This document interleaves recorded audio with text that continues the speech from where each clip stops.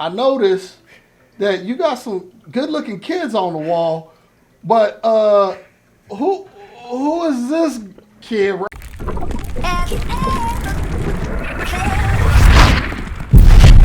Are you listening? Damn. Yeah. All right, well, we are back again for part 2 of the video. So let's talk about more of your on the JBJ 65 all-in-one.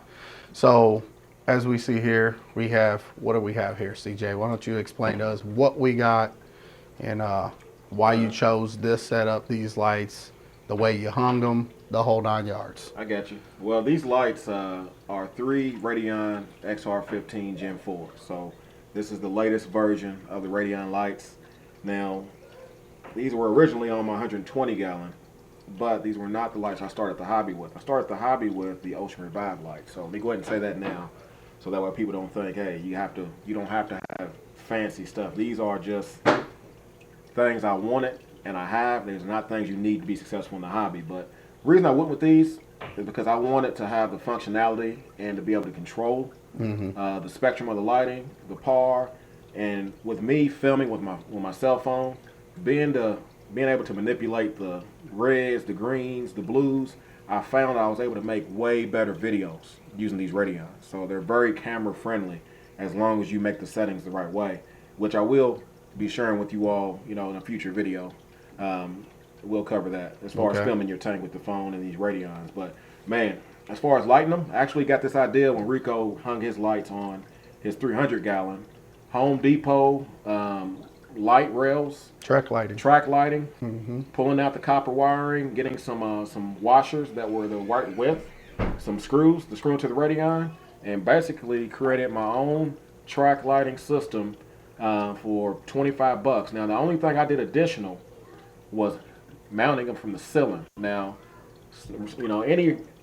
any hanging kit will work. I would say I think you can get hanging kits by themselves now on Amazon or Bulk Supply or different places. So all I did was took a piece of aluminum, screwed it to the top of the framing, and then screwed the hanging kit to it, and that allowed me to hang these lights from the ceiling. So fully adjustable, raising and lowering the lights, something very important a lot of people don't consider. Even something as simple as putting the escape in the tank. If the lights were at this level the whole time, it wouldn't have worked, right? So having full access, being able to put your whole head and arm and everything in the tank, or even raising them up to get the right spread, raising them up to get the right coverage, whatever you need, being able to raise or lower your lights is awesome. So I would highly recommend it if you can. Aesthetically, you got cords. There's different ways around that, but functionality wise, it's the best to hang these lights. Now I also have that's what I was looking at there. The lunar modules. Now, reason I got this was really because I can't get enough of the tanks, man.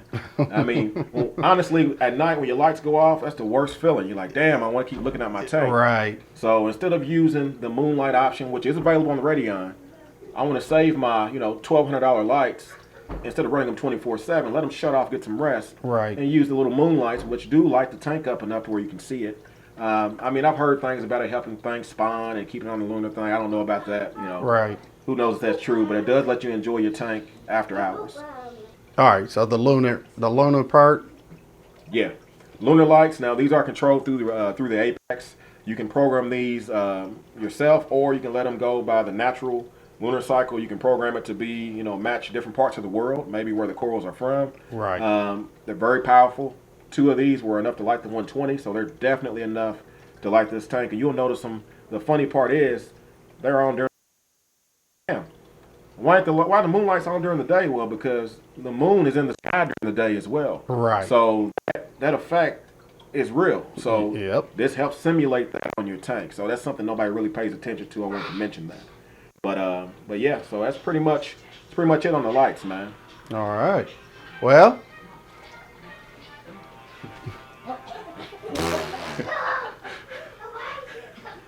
You're gonna have some hella bloopers, man. Yeah, I got a whole. We got a whole lot of going over here with kids and all. So y'all gonna have to take this and just deal with it.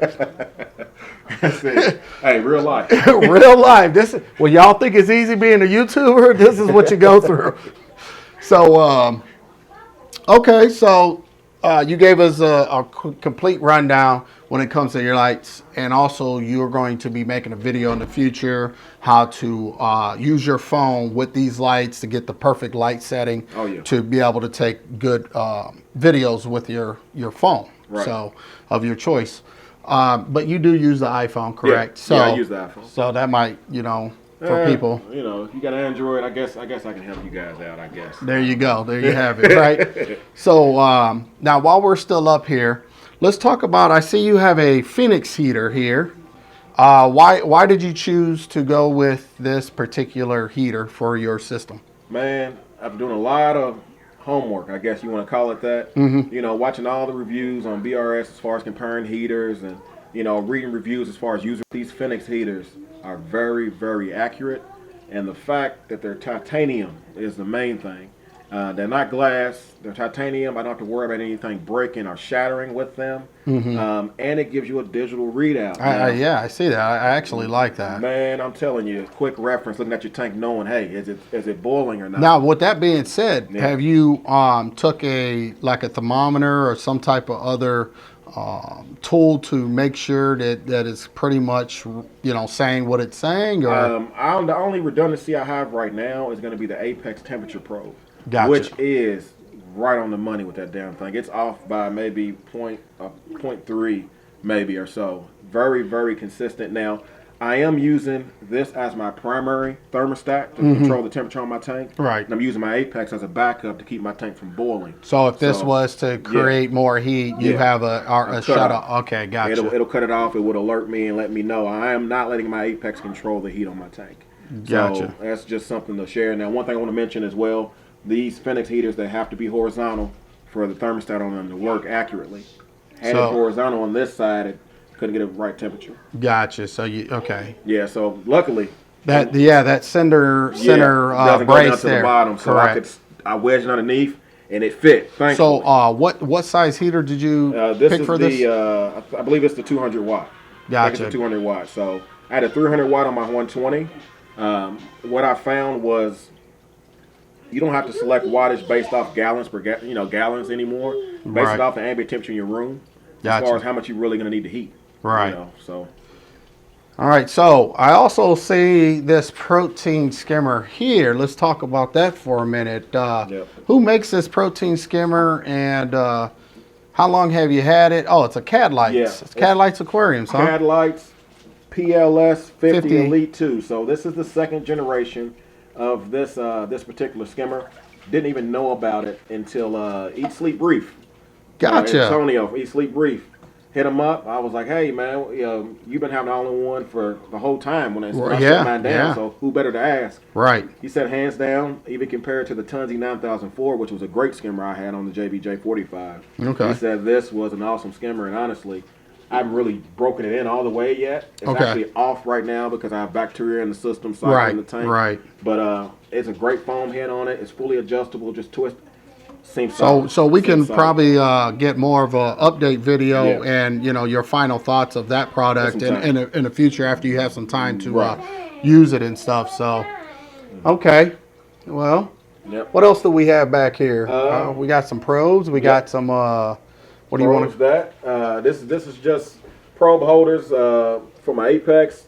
Got some wire management for my auto top off, which will also be what I have feeding my calcium reactor when I connect it. Right. So I'll have the input coming secure, and the output I may route a different place. I was thinking of routing the calcium reactor over here to where it actually falls into a high flow area. It's getting churned by the skimmer, and also has to pass through my algae scrubber, which is down here.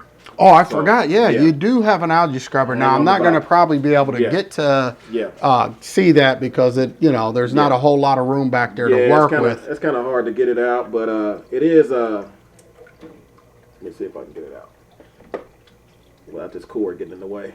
It was easier before I stuck that heater. But But yeah, this is basically it. This is the algae scrubber. Nothing's on it. I haven't had it on. Right, obviously, But when I harvest it, literally that's all I'll do. I'll pull it up, snatch out whatever growth's there, put it right back in. It fits like a magnet. So the back side of it is the light is outside the tank, on the back of the tank. And that's all we need. So drop it in there. It drops right back into place. everything's good. So Awesome. So is that and the protein skimmer is basically going to be your main export, right? That's my export. So All right. Well, yeah. let's pop the hood. I think we'll take a quick break right here. Pop the hood and check out what kind of controllers that you have underneath the hood here. And let's get to it. Yep. All right. So now that we're underneath the JBJ 65-gallon all-in-one, we're going to have CJ go ahead and break down what he has underneath here. As you guys can see, it's got pretty much a lot of stuff going underneath the hood. So go ahead, CJ, tell us what you got, reasons why you got it, why do you need it, maybe you don't need it, you know, all those good things. All right, I'll go ahead and jump into it. First thing I want to mention is going to be the stand. The stand is awesome, man. Tons and tons of room underneath here, as you guys can tell.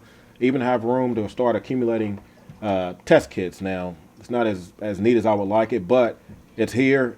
It's available. It's right beside the tank, and I don't need to go anywhere looking for it. So as far as equipment, of course, got all my electronics mounted up here to try to keep them safe and dry because I had a major water event. For those that are subscribed, you know what happened. You know, it was a swimming pool in here, and power bricks got wet, and everything was just bad. So learn from that. Everything is inside the stand, high and dry. We have our Apex 2016, the newest version available. Apex modules, LSM module. Also have the lunar module, which is the same thing. And then we also have, let's see, the EB8. Now, as you guys can tell, there are empty outlets on the EB8, which is a good thing, right? It means I have room to grow on this tank as far as equipment. I still have not connected the calcium reactor and things, which I will talk about in a second. But I want to draw your attention to the gyros. Now, this is the 300 series controller, which is very similar to the 200 series as far as the functionality. That is not what I'm going to share with you. It's the MaxSpec ICV6. That is the wireless module. Now, I actually had a chance to show Rico that, and he's seen the app, and it's so much easier programming your gyro. It actually controls all MaxSpec products via Wi-Fi.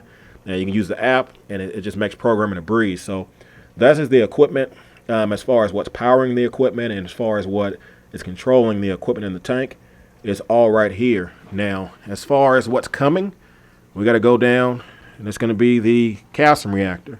Now, this is going to be the Aquamax T1 reactor I had on the 120 gallon, which, you know, is basically rated for 3 or 4 times as much as what I'll need for this system, which is great because that means the media will last longer. I don't have to worry about it. Something else I have not even shown yet on my channel. It's going to be the last piece of the puzzle. We have a Kimura FX STP. It's a peristaltic pump, which is going to be able to pull water through my calcium reactor and help keep a consistent flow and a consistent level of dosing. Now, I actually got this one from saltwateraquarium.com. And for those who are wondering where I got it from, you can find them available on there. But more to come on this. I accumulated the equipment I needed first before corals, so that way I know I have it. You know, what comes first, chicken or the egg? Who knows? But I'll tell you what, once you start opening your wallet and buying livestock, you'll quickly find that you run out of money for equipment. So sometimes it's better to go ahead and grab this stuff first. Now, last but not least, is going to be my auto top-off reservoir. It literally just went empty today. I say that gives me around 7 days of auto top-off water. So it's a 5-gallon container. I say that's pretty awesome. That's being fed by my Apex, feeding the tank. So float switch, all of that stuff's controlled by the Apex. But yeah, that's pretty much it, man. Test kits, HANA, checkers, calcium, alkalinity, ultra low phosphorus are going to be my main checkers. And as far as my hand test kits, Salford all the way, guys. Something I've always loved them. They're very accurate, within human error at least, but definitely my favorite test kits to help check nitrates and just double checking the accuracy on my HANA checkers. Something else I have not done yet. Rico didn't know this was my secret weapon. Uh-oh. Got an ICP test, guys. So when the time comes, when it's really time to start loading this tank up, I will be sending this off to get a real idea of what's going on in my system. You know, I'm trying to take the guesswork out and trying to be able to have numbers to match what my eyes are seeing, not to chase them, but to correlate them together. So that way I can grow and learn in the hobby as I keep documenting my builds and keep documenting the things I'm doing. I want to be able to write down, hey, this coral died when my parameters were at this number, right? So that's how we learn and we grow. Got to test. Also, real quick, what's your auto top off? What are you using for auto top off?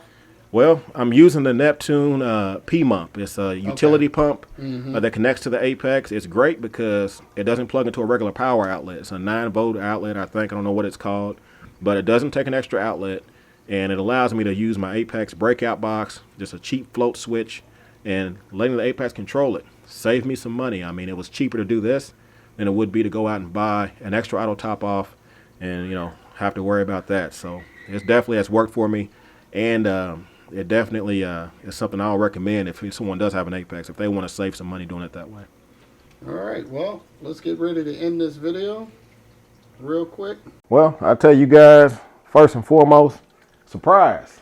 Rico came down to film the tank, and we actually got a chance to chop it up. For those that didn't know, it's confirmed it. Hey, the JBJ challenge has always been a friendly challenge, even though now he knows what's coming, right? He's had a chance to see it up close and personal, and see just the hard work that's going into the tank already, right? But I'll tell you guys this: it's going to be awesome. It's going to be an awesome build.